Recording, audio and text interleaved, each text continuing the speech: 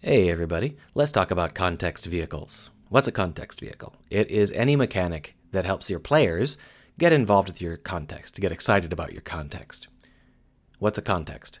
Well, basically, every video game is about something, and I don't mean anything highfalutin or thematic. I mean something like the Demon Lord is invading, and the humans are kind of screwed. That's the context, right? So, in your game, you might have a castle, and it's an abandoned castle, and the player is supposed to explore it. Well, you need the player to care. You need the player to care about the castle. You need the player to care about the demon lord. You need the player to care about what happened in the castle. Every single room in the castle, you want them to care about at least a little bit. That is why you use a context vehicle. You create a mechanic that helps them connect with the castle and the greater fiction of the universe. It's not always going to be things like levels or plots. It's often going to be things like stats, like this spell gives you +2, this spell gives you +4, but then the Silver Dagger gives you a +8 if you're using this original spell, so you should use that. And then you can equip the Genji Glove and attack 8 times, right? So you've got all of these statistical progressions, and that's also going to be a context. It's a field that the player can explore and be interested in. And it needs a context vehicle as well. Let's go ahead and give you some easy, concrete examples. In Fallout 4, the world is a barren wasteland, blasted to hell. What is the context vehicle for helping the player to get interested in that? Well, you might have heard the idea of environmental storytelling, which is when you prop up skeletons and, the skeleton died while drinking booze. How sad. And it tells you a lot about the universe. It tells you he died without moving. He didn't care enough to even get up and do something. Nothing has disturbed him for at least 20, 30 years. Not even animals.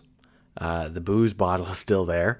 You can even see by looking around what sort of person they were. So, they have a lot of tools back here. They were a carpenter. So they were not hopeless. If their situation wasn't just desperate on its own, it's something about this world drove them to this. So this sort of thing helps you just get a little bit involved in the context of the world through the keyhole of this little vignette. Now, you might be saying, I thought you said it was a mechanic. Well, looking at things is a mechanic. We'll talk about that later. But truth be told, this is not the primary mechanic, not the primary context vehicle in Fallout 4. Nope, that would be junk. A lot of people have a lot of opinions on junk. Junk is what you find in every building in Fallout 4, and in most places that aren't buildings. For every vignette, you're going to find an abandoned house, or 2 or 3 or 8, full of dusty old rooms and ancient cars rotting off their wheels and stuff like that.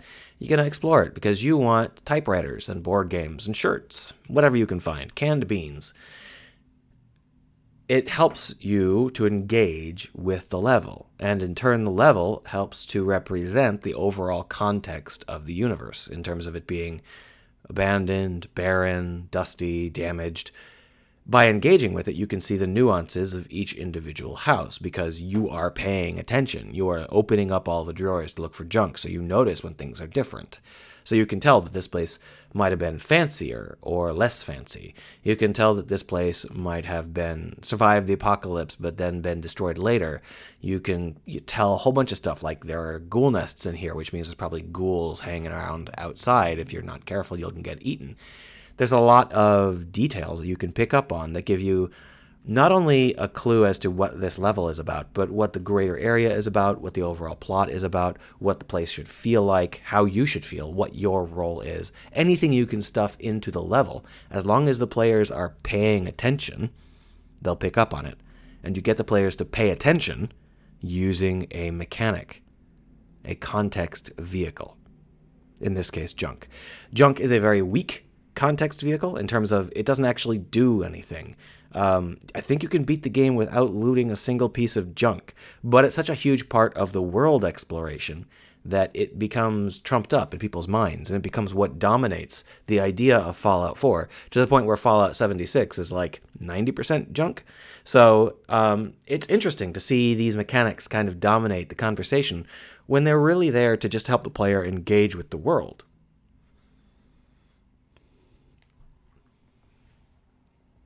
There are lots of things that do this. For example, you can play Banjo-Kazooie. Banjo-Kazooie is a collectathon, and it's got fairly open levels, quite large for the time, right? Stuff going everywhere, things happening all over the place. Well, the level has a bunch of collectibles in various places and paths, with the idea being that as you follow these common collectibles, you'll reach someplace interesting. You'll find a person to talk to, or you'll find a rare collectible, or you'll find a puzzle. All of these things are interesting to you because you're paying attention. You've followed this line leading to them, and now you're like, oh, what's at the end of the rainbow? I gotta find out. This is a context vehicle. It works great if you use it for that. If you just kind of scatter your stuff around randomly and it doesn't lead anywhere, it's not going to turn out so well. This is the same setup as open worlds. As I've said many times, open worlds are not about having stuff everywhere. They're about making sure that there is a path to where there is stuff. You want to lure the player to where there is stuff. Same idea, right? In an open world game, there's no collectibles, so you lure them in by taking advantage of the player's natural tendencies about how they move. Their movement mechanic becomes an exploration mechanic because of the way the level is framed. In the olden days, we just used feathers. So collectibles served similar purposes to gentle slopes on the side to keep you from wandering off. Of course, there's also statistical stuff. A lot of games are all about how things unfold in a statistical way. Now, for most people, when they think about this, they're like, well, then I'll just create like a dagger, and then you'll upgrade to a super sword, and then you'll upgrade to a super duper sword, and that's the progression, right? But we have to think about this in terms of exploring the context of these stats. And that's going to be a back and forth based on how the battles unfold and how the numbers work out. So you're never going to be just looking at stats. Even when you are looking at stats, you're thinking which of these stats is actually important, which of these stats is going to have the best effect, which of these spells that isn't exactly statistical will have the best effect given my stats and the enemy's stats. That is the machine that you want the players to explore, and therefore that is the context. The tools that you use, the vehicles to explore those, would be the pieces of equipment and the spells that you buy, and even the places you go sometimes. So because of that, when you're building your RPG, think about that as an opportunity to get the player interested in your stats. Rather than the next sword simply being an extra +1, think about if you can make the next sword somehow help the player to explore the next permutation of the stats, the next set of fights. This is a fun idea, and it can really help to liven your brain muscle so that you can really get a lot of punch. Because if you look at a lot of the genre champions, they're not genre champions because they follow a formula perfectly. They're genre champions because the players care about all of the stuff going on in the game. Like, yay, I found a new sword. It's like, yeah, I actually care about that. That new sword is not only better than the old sword, but I just saved like $4,000, and I can go and do other stuff with that $4,000 to explore a different part of the statistical context of the game. Or, this level is really interesting, not because it's a volcano level, but because of what it has to say about the greater context of, the Demon Lord's invasion or the Silver Plague eating people or whatever it is. And I need to be careful here because when I talk about this, we're not talking about things that actually exist. We're talking about things that exist in the player's mind. It doesn't even matter whether they exist in the game world. For example, Final Fantasy VI has a legendary reputation, and at least one of the stats is just turned off. And nobody noticed. So it didn't really matter that, the simulation did X or did Y. All that mattered is what the player thought the simulation would do. And it's the same thing with Fallout 4's vignettes. The dead skeleton guy didn't actually die there. Some level designer just took the skeleton model and posed it with a bottle in its hand. When you're getting junk, there was no simulation where there was actually a child that put board games in his closet. That's just something they put there to create the illusion. So this context stuff is not about what's actually in the game. It's about what the player thinks about it. And that's why the mechanic is so important, because the mechanic allows you to adjust exactly what the player feels about the context, exactly what parts of the context they're looking at any given moment. Let's go and do a little bit more aggressive pulling back on that a little bit, because let's talk about Gone Home.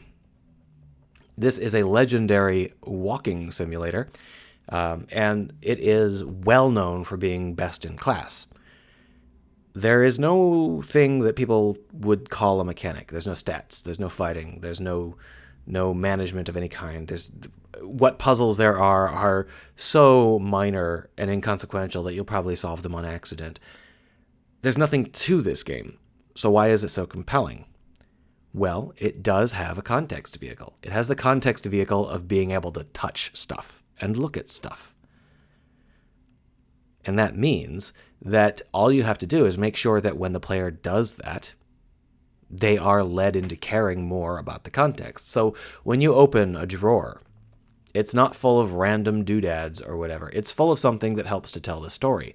So it's full of unsold books by your dad. He's got thousands and thousands of these unsold books. So instead of saying, oh, the books aren't selling very well, you open up the drawer and you just see endless pallets of books, and books everywhere. The same book, because he can't sell it. That really helps to sell the player on the context of the game. They've uncovered something, and now they automatically care more about it. If you just told them, it wouldn't have worked out nearly as well, because this is all about interaction. It's about a mechanic, and in this case, the mechanic is opening a drawer and looking inside. Sound hopelessly simple? Like, how can you possibly make a game that's about opening a drawer and looking inside? Well, look no further. Go and open Gone Home and try it out, because this is a really great example of how the idea of a context vehicle is not about creating the best vehicle. It's about connecting to the context. So it doesn't matter what your mechanic is. You need to make it connect to the context. You need to make the player, when they use your interaction, when they use your mechanic, they want to care more. They want to know more. They want to feel more about the world that you're in. That includes fights, like fighting games. You think that they're pretty simple, right? They're just a bunch of people slugging it out. You got hit points going up or going down. No. You got to think about how the fight actually reflects on the context of the game. Does it work well with the theme of the game? Does it feel like it's on theme?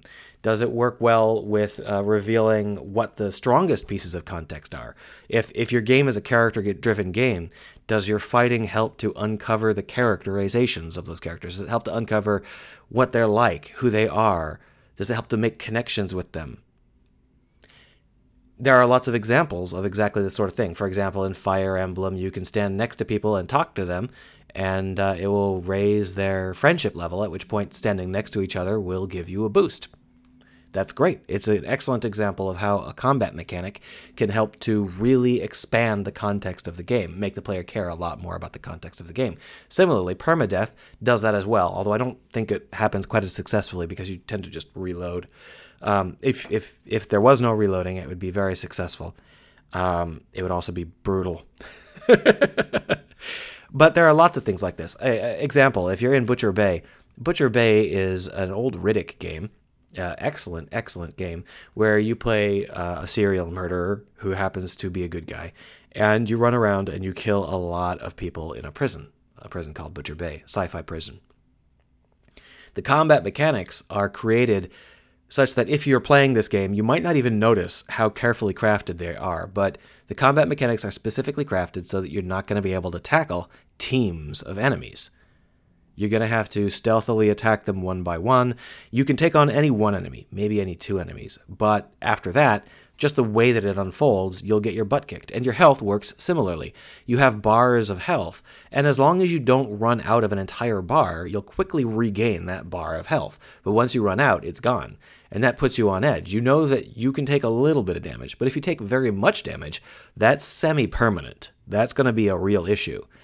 And that goes a long way to instilling this idea that you are not the boss of this area. You are here you're desperately worming your way through the guts of this facility, you are not welcome, and they will definitely kill you if they can find you. You can't take on very many people. You don't want to take very much health damage. So yeah, you're a badass, but boy, you are not the dominant force here.